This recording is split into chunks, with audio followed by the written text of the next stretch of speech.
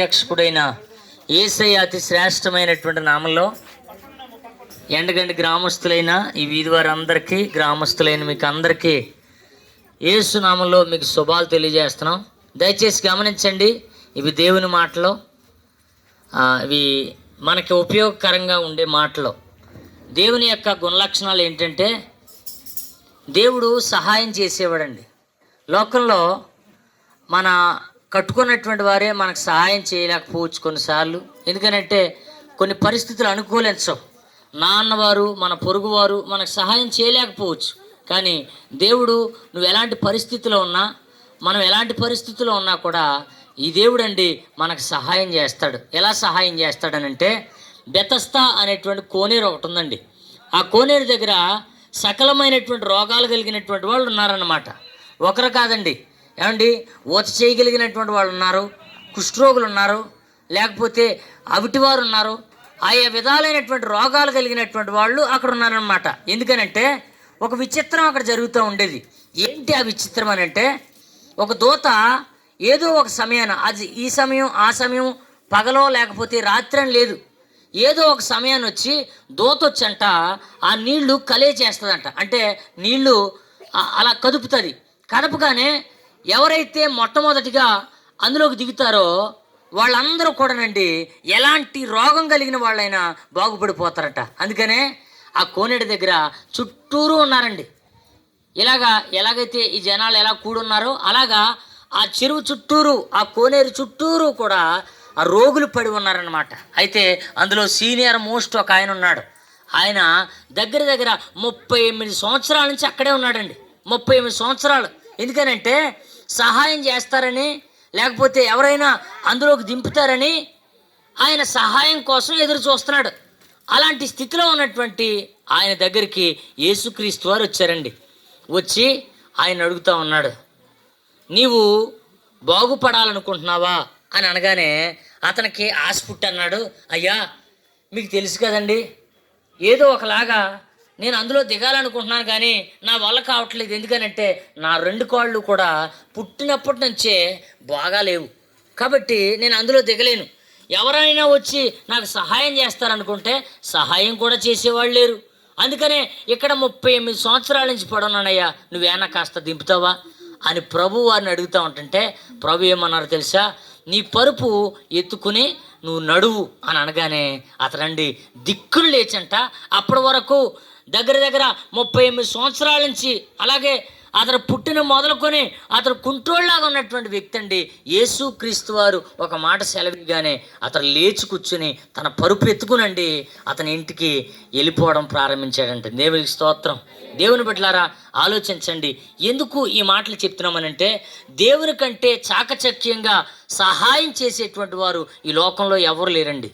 అందుకనే దేవుడు అంటాడో, నేను విడువను ఎడబాయను అన్నాడండి. అంటే చూడండి, ఒకవేళ మనకున్న బంధువులు విడవచ్చు సహాయం చేయడానికి. ఈ రోజుల్లో మనం చూస్తున్నాం కదండి, ఏమండి, బాగా మంచి బట్టలు ధరించుకుంటే, మంచి నగలు ధరించుకుంటే మన చుట్టూ ఏమండి చాలామంది చేరతారు. కానీ ఏమీ లేకుండా పీనాసోళ్ళలాగా, లేకపోతే ఏమీ లేనటువంటి పేదవాళ్ళలాగా మనం బ్రతికితేనండి ఎవరో మన దరి చేరండి. కానీ నువ్వు ఏ స్థితిలో ఉన్నా, మనం ఏ స్థితిలో ఉన్నా కానీ ఈ దేవుడు అండి మనకు సహాయం చేస్తాడు, మనకు తోడుగా ఉంటాడు, మనల్ని బలపరుస్తాడు. అన్ని విషయాల్లో కూడా మనకు సహాయకరంగా ఈ దేవుడు ఉంటాడండి. ఇంకొక మాట చెప్తాను, ఏమండి, ఆ వ్యక్తిని ఆ కుంటితనం నుంచి విడిపించడం కాదండి, మన జీవితాలకి కూడా ఒకరోజు కుంటిపడేటువంటి స్థితి ఉందండి. ఏంటి ఆ స్థితి అంటే, మనం పుట్టిన ప్రతి ఒక్కరం కూడానండి చనిపోయిన తర్వాత నరకానికో, లేకపోతే ఏమండి నరకానికో పరలోకానికో ఏదో ఒక స్థలానికి మనం చేరుకోవాలండి. అందుకనే ఎవరికి ఎవరు సహాయం చేయలేరు ఈ స్థితిలో. అంటే పాపం చేత వచ్చినటువంటి ఈ జీతాన్ని ప్రతి ఒక్కరూ కూడా భరించాల్సిందే. దీనికి ఏం కావాలనంటే పాపానికి ప్రాయశ్చిత్తం కావాలి. పాపానికి ప్రాయశ్చిత్తం కావాలనంటే ప్రతి ఒక్కరూ కూడా పవిత్రమైన రక్తాన్ని చూడండి చిందించాలండి. అలాంటి రక్తం ఎవరి దగ్గర ఉందంటే ఎవరి దగ్గర లేదండి ఈ లోకంలో.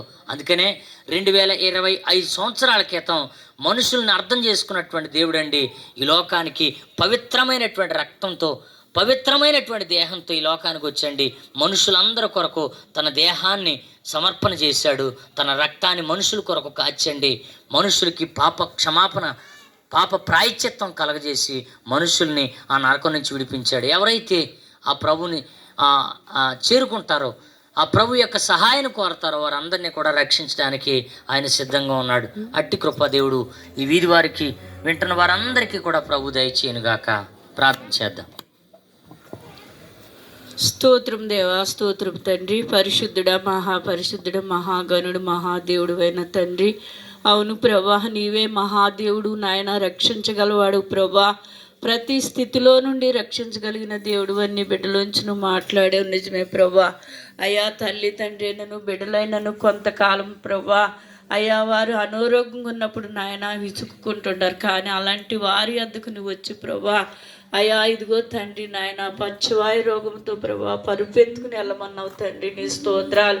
నీకు అసాధ్యమైంది ఏదీ లేదు ప్రభా. ఈ లోకంలో ఈ శరీరమే కాదు కానీ నాయన ఆత్మ కూడా ఎగగాలు ప్రభా నాయన నీతో ఉండాలన్నదే ప్రభా. నీ స్తోత్రాలు నాయన. ఈ గ్రామాన్ని, గ్రామ ప్రజలను ప్రభా అయ్యా నువ్వెంతో ప్రేమించావు నాయన. ముమ్మారి గ్రామానికి వచ్చేటకు నీ కృపనిచ్చావు తండ్రి. నీ స్తోత్రాలు.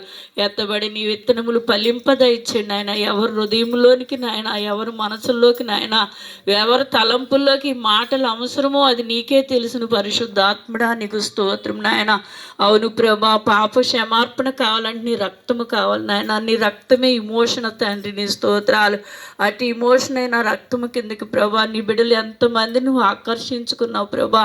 ఇని గ్రహించుటకు, దాన్ని ఆలోచించుటకు ప్రభా, అసలు దేవుడు ఎవరని వారు తెలుసుకున్నటకు నీవే వారి హృదయాలు తెరవమని, వారి మనసులు ప్రభా మీ వైపుకి మళ్ళించి కృప చూపించమని, ఎత్తబడిన విత్తనములు ఫలింప దయచేయమని త్వరగా రాని యేసుక్రీస్తు పరిశుద్ధ నామమును బతిమాలి వేడుకుంటున్నాం తండ్రి. ఆమేన్.